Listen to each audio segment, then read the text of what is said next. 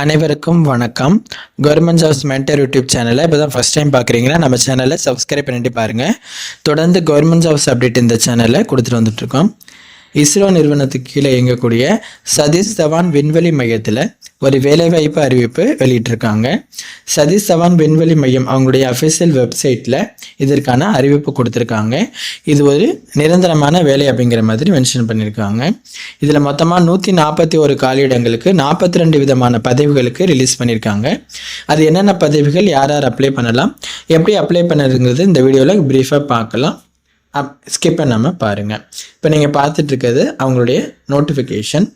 இஸ்ரோ நிறுவனத்துக்கு கீழே இயங்கக்கூடிய சதீஷ் தவான் விண்வெளி மையத்தில் தான் இதற்கான அப்டேட் கொடுத்துருக்காங்க. இதில் பாருங்கள், பல்வேறு விதமான கேட்டகரி கீழே 42 விதமான பதவிகளுக்கு கொடுத்துருக்காங்க. அது நம்ம ஷார்ட் அண்ட் ஸ்வீட்டாக இதில் சொல்கிற பதவிகளை நீங்கள் உள்வாங்கிக்கோங்க. பர்டிகுலர் குவாலிஃபிகேஷனும் இதில் நான் மென்ஷன் பண்ணுறேன், அதையும் உள்வாங்கிக்கிட்டு நீங்கள் நோட்டிஃபிகேஷன் செக் பண்ணி பார்க்கும்போது உங்களுக்கு புரியும். இதில் சயின்டிஸ்ட் இன்ஜினியரிங்க்கு அதுக்கு அந்த பதவிக்கு கீழே பல்வேறு விதமான கேட்டகரியில் வேக்கன்சி ஒதுக்கியிருக்காங்க. சயின்டிஸ்ட் இன்ஜினியரிங்க்கு 56,100லேருந்து 1,77,500 வரைக்கும் உங்களுக்கு சம்பளம் கொடுக்குறாங்க. இதில் பார்த்தீங்கன்னா மிஷின் டிசைன் அப்படின்ட்டு ஃபஸ்ட்டு ஒரு கேட்டகரிக்கு ஒரு வேக்கன்சி ஒதுக்கியிருக்காங்க. அதுக்கு எம்இ எம்டெக் எம்எஸ்சியில் இன்ஜினியரிங் முடித்தவங்க அப்ளை பண்ணிக்கலாம். ஓகேவா? அதாவது அல்லது போஸ்ட் கிராஜுவேட்டில் மிஷின் டிசைனில் முடிச்சிருக்கீங்கன்னா அப்ளை பண்ணிக்கலாம். அடுத்து இண்டஸ்ட்ரியல் இன்ஜினியரிங்க்கு ஒரு 3 வேக்கன்சி ஒதுக்கியிருக்காங்க. அதுக்கும் நீங்கள் எம்இ எம்டெக் எம்எஸ்சி இன்ஜினியரிங் அல்லது போஸ்ட் கிராஜுவேட்டில் இண்டஸ்ட்ரியல் இன்ஜினியரிங் முடித்தவங்க அப்ளை பண்ணிக்கலாம். Electronics and electrical and electronics இன்ஜினியரிங்க்கு ஒரு 2 வேக்கன்சி ஒதுக்கியிருக்காங்க. அதுக்கு நீங்கள் பிடெக் பிஎஸ்சியில் இன்ஜினியரிங் அது என்ன இதில் கோர்ஸில் முடிச்சுக்கோன்னா எலக்ட்ரிக்கல் அண்ட் எலக்ட்ரானிக்ஸ் இன்ஜினியரிங்கில் முடித்தவங்க அப்ளை பண்ணிக்கலாம். அடுத்து அட்மாஸ்பெரிக் சயின்ஸ் மெட்டாலஜிக்கு ஒரு வேக்கன்சி ஒதுக்கியிருக்காங்க. அதுக்கு நீங்கள் எம்எஸ்சியில் அட்மாஸ்பெரிக் சயின்ஸ் அல்லது மெட்டாலஜி முடிச்சிருக்கீங்கன்னா அப்ளை பண்ணிக்கலாம். அடுத்து அனலிட்டிக்கல் கெமிஸ்ட்ரிக்கு ஒரு வேக்கன்சி ஒதுக்கியிருக்காங்க. அதுக்கும் நீங்கள் எம்எஸ்சியில் அனலிட்டிக்கல் கெமிஸ்ட்ரி முடித்தவங்க அப்ளை பண்ணிக்கலாம். அடுத்து லாஸ்ட்டாக கெமிக்கல் இன்ஜினியரிங்க்கு உங்களுக்கு ஸ்ரீஹரிகோட்டா ஆந்திர பிரதேசில் 10 வேக்கன்சி, திருவனந்தபுரம்க்கு 3 வேக்கன்சி, கேரளாவில் இன்னொரு வேக்கன்சி ஒதுக்கிட்டு மகாராஷ்டிராவுக்கு ஒரு வேக்கன்சி ஒதுக்கியிருக்காங்க. இதுக்கு நீங்கள் பிடெக்கில் கெமிக்கல் இன்ஜினியரிங் முடித்தவங்க அப்ளை பண்ணிக்கலாம். இப்போ நம்ம பார்த்தது சயின்டிஸ்ட் இன்ஜினியர் அந்த பதவி. அடுத்து நம்ம பார்க்க போகிறது இதில் பார்த்தோம் அப்படின்னா டெக்னிக்கல் அசிஸ்டண்ட். ஓகேவா? டெக்னிக்கல் அசிஸ்டண்ட் போஸ்ட்டு கீழே பல்வேறு விதமான பதவிகளுக்கு கொடுத்துருக்காங்க. அதுக்கு டெக்னிக்கல் அசிஸ்டண்ட்டுக்கு உங்களுக்கு சம்பளமாக 44,900லேருந்து 1,42,400 வரைக்கும் கொடுக்குறாங்க. ஓகேவா? இப்போது டெக்னிக்கல் அசிஸ்டன்ட் ஃபீல்டுக்கு பல்வேறு விதமான கேட்டகரியில் வந்திருந்தாலும் அது எல்லாத்துக்குமே நீங்கள் டிப்ளமோவில் அந்த சம்மந்தப்பட்ட அந்த ஃபீல்டில் நீங்கள் கோர்ஸ் கம்ப்ளீட் பண்ணியிருக்கீங்கன்னா அதை அப்ளை பண்ணிக்கலாம். இப்போ நம்ம வேக்கன்சியும் போஸ்ட் நேம் அந்த கேட்டகரி நேம் சொல்கிறேன், நீங்கள் அதை உள்வாங்கிக்கோங்க. அந்த ஃபீல்டில் டிப்ளமோ முடித்தவங்க அப்ளை பண்ணுங்கள். இப்போ கெமிக்கல் இன்ஜினியரிங்க்கு 3 வேக்கன்சி ஒதுக்கியிருக்காங்க. இப்போ டிப்ளமோவில் கெமிக்கல் இன்ஜினியரிங் முடித்தவங்க அப்ளை பண்ணிக்கலாம். அடுத்து இன்னொரு கெமிக்கல் இன்ஜினியரிங்க்கு இன்னொரு வேக்கன்சி இருக்குது. மெக்கானிக்கல் இன்ஜினியரிங்க்கு 10 வேக்கன்சி ஒதுக்கியிருக்காங்க. அதுக்கு நீங்கள் டிப்ளமோவில் மெக்கானிக்கல் இன்ஜினியரிங் முடிச்சுக்கணும். இதை நீங்கள் உள்வாங்கிக்கோங்க. அடுத்து மெக்கானிக்கல் இன்ஜினியரிங்க்கு இன்னொரு வேக்கன்சி இருக்குது. ஆட்டோமொபைல் இன்ஜினியரிங்க்கு 5 வேக்கன்சி இருக்குது. அடுத்து electrical engineering electrical and electronics இன்ஜினியரிங்க்கு 2 வேக்கன்சி ஒதுக்கியிருக்காங்க. சிவில் இன்ஜினியரிங்க்கு ஒரு வேக்கன்சி ஒதுக்கியிருக்காங்க. கம்ப்யூட்டர் சயின்ஸ் அண்ட் இன்ஜினியரிங்க்கு 2 வேக்கன்சி ஒதுக்கியிருக்காங்க.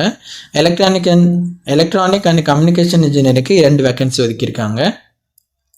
எலக்ட்ரானிக்ஸ் அண்ட் கம்யூனிகேஷன் இன்ஜினியரிங்க்கு இன்னொரு வேக்கன்சியும் கூட ஒதுக்கியிருக்காங்க. இப்போ நான் சொன்ன அந்த டெக்னிக்கல் அசிஸ்டண்ட் கீழே வர இந்த கேட்டகரிக்கு எல்லாமே சம்மந்தப்பட்ட அந்த ஃபீல்டில் டிப்ளமோ நீங்கள் முடிச்சிருக்கணும். ஓகேவா? அடுத்து சயின்டிஃபிக் அசிஸ்டண்ட் அதுக்கு 44,900லேருந்து 1,42,400 வரைக்கும் சம்பளம் கொடுக்குறாங்க. இந்த சயின்டிஃபிக் அசிஸ்டண்ட்டு கீழே ஒரு சில கேட்டகரியில் வேக்கன்சி இருக்குது. அதுக்கான என்னென்ன விவரம் அப்படிங்கிறது பார்க்கலாம். கெமிஸ்ட்ரி அதுக்கு ஒரு வேக்கன்சி ஒதுக்கியிருக்காங்க. பிஎஸ்சியில் கெமிஸ்ட்ரி முடித்தவங்க அப்ளை பண்ணிக்கலாம். கம்ப்யூட்டர் சயின்ஸ்க்கு ஒரு வேக்கன்சி ஒதுக்கியிருக்காங்க. பிஎஸ்சியில் கம்ப்யூட்டர் சயின்ஸ் முடித்தவங்க அப்ளை பண்ணிக்கலாம். Fine arts photography visual arts cinema photography அதுக்கு நீங்கள் பேச்சுலர் டிகிரியில் fine arts photography visual arts cinema photography முடித்தவங்க அப்ளை பண்ணிக்கலாம். அடுத்து லைப்ரரி அசிஸ்டண்ட்டுக்கு ஒரு வேக்கன்சி ஒதுக்கியிருக்காங்க. அதுக்கு 44,900லேருந்து 1,42,400 வரைக்கும் சம்பளம் கொடுக்குறாங்க.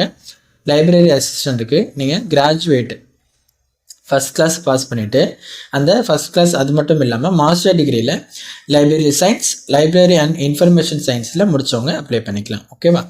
அடுத்து ரேடியோகிராஃபருக்கு ஒரு வேக்கன்சி ஒதுக்கியிருக்காங்க. அதற்கு நீங்கள் டிப்ளமோவில் ரேடியோகிராஃப் கோர்ஸ் முடித்தவங்க அப்ளை பண்ணிக்கலாம். ரேடியோகிராஃபருக்கான சம்பளம் 25,500லேருந்து 81,100 வரைக்கும் கொடுக்குறாங்க. அடுத்து டெக்னீஷியன் பி, அதுக்கு வந்து 21,700லேருந்து 69,100 வரைக்கும் சம்பளம் கொடுக்குறாங்க. இந்த டெக்னீஷியன் பிக்கு வந்து பல்வேறு விதமான கேட்டகரியில் உங்களுக்கு வேக்கன்சி இருக்குது. நான் இப்போது இந்த டெக்னீஷியன் பிக்கு கீழே வர கேட்டகரியில் நீங்கள் 10th முடிச்சுட்டு அதுக்கு பிறகு கூடுதலாக ஐடிஐ, என்டிசி அல்லது என்இஎஸ்சிக்கு கீழே நீங்கள் என்ன பண்ணியிருக்கணும், அந்த சம்மந்தப்பட்ட நான் சொல்லக்கூடிய அந்த கேட்டகரியில் நீங்கள் முடிச்சிருக்கணும். ஓகேவா? 10th ப்ளஸ் ஐடிஐ அல்லது என்டிசி அல்லது என்இசி கீழே அந்த கோர்ஸ் நீங்கள் கம்ப்ளீட் பண்ணியிருக்கணும். அது என்னென்ன கேட்டகரி வேக்கன்சி மட்டும் நான் சொல்கிறேன், அதை நீங்கள் உள்வாங்கிக்கோங்க. டெக்னீஷியன் பிக்கு கெமிக்கலுக்கு 6 வேக்கன்சி இருக்குது. அடுத்து கெமிக்கலி இன்னொரு 7 வேக்கன்சி இருக்குது. எலக்ட்ரீஷியனுக்கு 6 வேக்கன்சி இருக்குது. எலக்ட்ரீஷியனுக்கு இன்னும் 2 வேக்கன்சி இருக்குது. ஃபிட்டருக்கு 19 வேக்கன்சி இருக்குது. ஃபிட்டரில் இன்னும் 2 வேக்கன்சி ஒதுக்கியிருக்காங்க. சிவில் இன்ஜினியரிங் அசிஸ்டண்ட்டுக்கு 4 வேக்கன்சி. ரெஃப்ரிஜரேஷன் அண்ட் ஏர் கண்டிஷனிங்க்கு 5 வேக்கன்சி இருக்குது. பம்ப் ஆப்ரேட்டர் கம் மெக்கானிக்கு 1 வேக்கன்சி இருக்குது. அடுத்து ஃபோட்டோகிராஃபி அண்ட் டிஜிட்டல் ஃபோட்டோகிராஃபிக்கு 1 வேக்கன்சி இருக்குது. எலக்ட்ரானிக் மெக்கானிக்கு 12 வேக்கன்சி இருக்குது. பாய்லர் அட்டெண்டருக்கு 2 வேக்கன்சி இருக்குது. இது பாய்லர் அட்டெண்டருக்கு வந்து நீங்கள் 10th முடித்தது மட்டும் என்ஏசியில் பாய்லர் அட்டெண்ட் முடித்தவங்க மட்டும்தான் அப்ளை பண்ணிக்க முடியும். மற்றதுக்கெலாம் தான் ஐடிஐ வரும். ஓகேவா? டீசல் மெக்கானிக்கு 1 வேக்கன்சி ஒதுக்கியிருக்காங்க.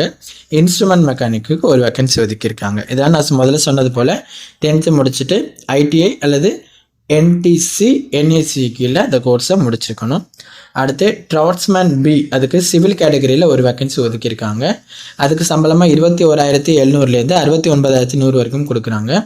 இதுக்கும் நீங்கள் 10th முடிச்சுட்டு ஐடிஐ அல்லது என்டிசி அல்லது என்ஏசியில் ட்ராட்ஸ்மேன் சிவில் கோர்ஸ் முடித்தவங்க அப்ளை பண்ணிக்கலாம்.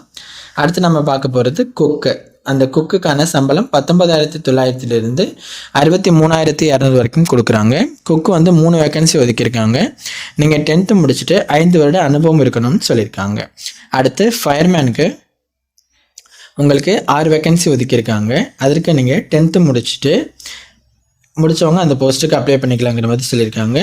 கீழே சொல்லியிருக்கிறதில் நீங்கள் செக் பண்ணிக்கணும். should satisfy the prescribed physical fitness standards and endurance test standard. ஓகேவா? அதெல்லாம் நீங்கள் வைப்பாங்க, அதை நீங்கள் பார்த்துக்கோங்க. அடுத்து லைட் வெஹிக்கிள் டிரைவருக்கு உங்களுக்கு 3 வேக்கன்சி ஒதுக்கியிருக்காங்க. அந்த டிரைவர் போஸ்ட்டுக்கு 19,900லேருந்து 63,200 வரைக்கும் சம்பளம் கொடுக்குறாங்க. அதற்கான கல்வி தகுதி என்னென்னா, நீங்கள் 10th முடிச்சுட்டு 3 வருட அனுபவம் இருக்கணும். கூடுதலாக வேலிட் எல்பிடி லைசன்ஸும் நீங்கள் வச்சுருக்கணும். ஓகேவா? அடுத்து நம்ம பார்க்க போகிற பதவி நர்ஸுக்கு வந்து பி கேட்டகரி கீழே 1 வேக்கன்சி ஒதுக்கியிருக்காங்க. அவங்களுக்கு சம்பளமாக 44,900லேருந்து 1,42,400 வரைக்கும் கொடுக்குறாங்க. நீங்கள் டிப்ளமோவில் நர்சிங் கோர்ஸ் முடித்தவங்க அந்த போஸ்ட்டுக்கு அப்ளை பண்ணிக்கலாம். அடுத்து ட்ராட்ஸ்மேன் பிலேயே சிவிலில் இன்னொரு வேக்கன்சி இருக்குது.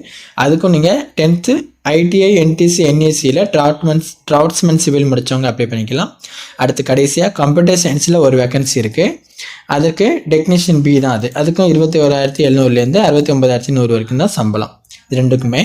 இதுக்கும் நீங்கள் 10th முடிச்சுட்டு ஐடிஐ, என்டிசி, என்ஏசியில் கம்ப்யூட்டர் சயின்ஸ் அல்லது information and communication technology, system maintenance அல்லது இன்ஃபர்மேஷன் டெக்னாலஜி முடித்தவங்க அப்ளை பண்ணிக்கலாம். ஓகேவா? இப்போ நம்ம அனைத்து பதவிகளுக்குமானது பார்த்துட்டோம். நீங்கள் நோட்டிஃபிகேஷனில் ப்ரீஃபாக உங்களுக்கான கல்வி தகுதி என்னங்கிறத நீங்கள் செக் பண்ணுங்கள். அதை நீங்கள் உள்வாங்கிக்கோங்க. ஓகேவா? அடுத்து நம்ம இந்த பதவிகளுக்கான மற்ற விவரங்கள் பார்க்கலாம். அடுத்து நம்ம பார்க்க போகிறது வயது வரம்பு. இதில் பாருங்கள், போஸ்ட் கோடு வந்து 1லேருந்து 42 வரைக்கும் முதல்ல நம்ம பார்த்துருப்போம். ஓகேவா? அதன் அடிப்படையில் தான் நீங்கள் உங்களுக்கு வயது வரம்பு கொடுப்பாங்க. நீங்கள் மேலே எந்த போஸ்ட்டுக்கு அப்ளை பண்ணுறதுக்கு நீங்கள் செலக்ட் பண்ணுறீங்களோ அதோட போஸ்ட் கோடு அங்கே கொடுத்துருப்பாங்க. அதை வச்சு தான் நீங்கள் மற்ற விவரங்கள் கீழே தெரிஞ்சுக்கணும். ஓகேவா? இப்போ உதாரணத்துக்கு போஸ்ட் கோடு 1லேருந்து 2, 3லேருந்து 6ங்கிறது சயின்டிஸ்ட் இன்ஜினியர் அந்த போஸ்ட்டு. ஓகேவா? அது 1லேருந்து 2 போஸ்ட் கோடுக்கு வந்து 18லேருந்து 30 வயதுக்குள்ளே இருக்கணும்னு சொல்லியிருப்பாங்க. 3லேருந்து 6க்கு வந்து 18லேருந்து 28 வயதுக்குள்ளே இருக்கணும். ஓகேவா? அடுத்து 7லேருந்து 16 டெக்னிக்கல் அசிஸ்டண்ட்டுக்கு வந்து 18லேருந்து 35 வயதுக்குள்ளே இருக்கணும். 17லேருந்து 19 போஸ்ட் கோடுக்கு சயின்டிஃபிக் அசிஸ்டன்ட், அதுக்கும் நீங்கள் 18லேருந்து 35 வயதுக்குள்ளே இருக்கணும். 20ஆவதாக பார்த்த லைப்ரரி அசிஸ்டண்ட்டுக்கும் நீங்கள் 18லேருந்து 35 வயதுக்குள்ளே இருக்கணும்னு சொல்லியிருக்காங்க. அடுத்து 21ஆவதாக பார்த்த ரேடியோகிராஃபருக்கு 18லேருந்து 35 வயதுக்குள்ளே இருக்கணும்னு சொல்லியிருக்காங்க. அடுத்து 22 அதுலேருந்து 36 வரைக்கும் உள்ள எல்லா போஸ்ட்டும், அதாவது டெக்னீஷியன் பி. அப்புறம் 41, 42 அதுக்கு டிராஃப்ட்ஸ்மேன் பி, இதுக்கு வந்து 18லேருந்து 35 வயதுக்குள்ளே இருக்கணும். குக்கு அப்புறம் இந்த ஃபயர்மேன் அந்த போஸ்ட்டுக்குமே நீங்கள் குக்குக்கு வந்து 18லேருந்து 35 வயதுக்குள்ளே தான் இருக்கணும். ஃபயர்மேனுக்கு மட்டும் 18லேருந்து 25 வயதுக்குள்ளே இருக்கணும் அப்படிங்கிற மாதிரி சொல்லியிருப்பாங்க. இந்த driver post light vehicle driver போஸ்ட்டுக்கும் 18லேருந்து 35 வயதுக்குள்ளே இருக்கணும். நர்ஸ் போஸ்ட்டுக்கு 18லேருந்து 35 வயதுக்குள்ளே இருக்கணும். ஓகேவா? இந்த வயது வரம்பை செக் பண்ணிக்கோங்க. வயது தளர்வு உண்டு. அது என்னன்னு பார்த்தீங்க அப்படின்னாக்க, உங்களுக்கு SC/ST கேண்டிடேட்ஸ்க்கு 5 வருடங்களும் OBCக்கு 3 வருடங்களும் உங்களுக்கு வயது தளர்வு கொடுக்குறாங்க. அதை உள்வாங்கிக்கிட்டு அதையும் நீங்கள் செக் பண்ணிவிட்டு அப்ளை பண்ணுங்கள். அடுத்து இதற்கான அப்ளிகேஷன் ஃபீஸ் பார்த்தீங்க அப்படின்னா, போஸ்ட் கோடு 1லேருந்து 20 அப்புறம் 40க்கு வந்து 750 ரூபா அப்ளிகேஷன் ஃபீஸுங்கிற மாதிரி சொல்லியிருக்காங்க. அடுத்த போஸ்ட் கோடு 21லேருந்து 39 அப்புறம் 41, 42க்கு வந்து 500 ரூபா அப்ளிகேஷன் ஃபீஸ் சொல்லியிருக்காங்க. இதில் நீங்கள் எந்த போஸ்ட்டுக்கு அப்ளை பண்ணுறீங்களோ அதோடைய போஸ்ட் கோடு வச்சு அப்ளிகேஷன் ஃபீஸை செக் பண்ணிவிட்டு அதுக்கு பிறகு அப்ளை பண்ணுங்கள். ஓகேவா? அடுத்து இந்த போஸ்ட்டுக்கு நீங்கள் ஆன்லைனில் தாங்க அப்ளை பண்ணுற மாதிரி இருக்கும். செலெக்ஷன் ப்ராசஸ் வந்து உங்களுக்கு ரிட்டன் டெஸ்ட் அப்புறம் இன்டர்வியூ வைப்பாங்க. ஒரு சில பதவிகளுக்கு உங்களுக்கு ஸ்கில் டெஸ்ட் வைப்பதாக சொல்லியிருக்காங்க. நீங்கள் நோட்டிஃபிகேஷனை செக் பண்ணுங்கள். அதில் எக்ஸாம் பேட்டர்ன் சிலபஸ் என்ன அப்படிங்கிறது தெளிவாக கொடுத்துருப்பாங்க. ஓகேவா? அதெல்லாம் உள்வாங்கிக்கோங்க. எக்ஸாம் அப்ளை பண்ணதுக்கு பிறகு இதெல்லாம் செக் பண்ணி படிக்க ஆரம்பிச்சிடுங்க. அடுத்து இந்த பதவிக்கு உங்களுக்கு எக்ஸாமினேஷன் எங்கே இருக்கும் அப்படின்னு பார்த்தீங்கன்னா, இதில் சயின்டிஸ்ட் இன்ஜினியர் அந்த போஸ்ட்டுக்கு நீங்கள் அப்ளை பண்ணுறீங்கன்னா உங்களுக்கு சென்னை, திருவனந்தபுரம், பெங்களூர், அப்புறம் குண்டூர், டெராண்டூன் அங்கெல்லாம் உங்களுக்கு எக்ஸாமினேஷன் சென்டர் இருக்கிறதா சொல்லியிருக்காங்க. இப்போ அந்த சயின்டிஸ்ட் இன்ஜினியர் இல்லாமல் மற்ற போஸ்ட்டுக்கு நீங்கள் அப்ளை பண்ணுறீங்கன்னா ஆல் ஓவர் இந்தியாவுக்கும் உங்களுக்கு எக்ஸாமினேஷன் சென்டர் கொடுத்துருக்காங்க. நம்ம தமிழ்நாட்டில் சென்னை மற்றும் திருநெல்வேலியில் உங்களுக்கு எக்ஸாமினேஷன் சென்டர் இருக்கிறதா சொல்லியிருக்காங்க. ஓகேவா?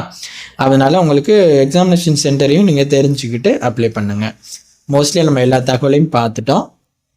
மொத்தமாக 141 பணியிடங்களுக்கு 42 விதமான பணியிடங்களுக்கு பார்த்துருக்கோங்க.